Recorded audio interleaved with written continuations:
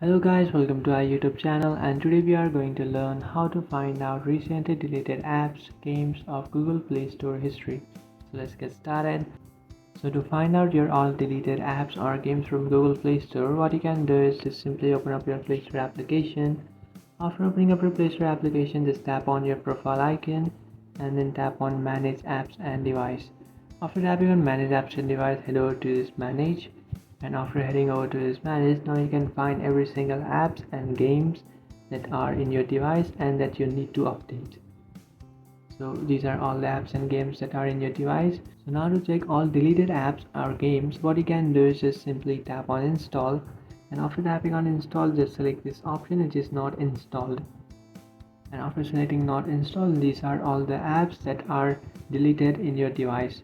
So now to check which app you have recently deleted, what you can do is just tap on name and then tap on recent update.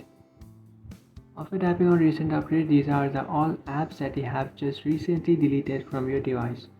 So that's it guys, this is how to find out recent deleted apps or games from Google Play Store history. If you find this video helpful, don't forget to like and subscribe to our channel. If you have any doubts, feel free to comment below. Thanks for watching.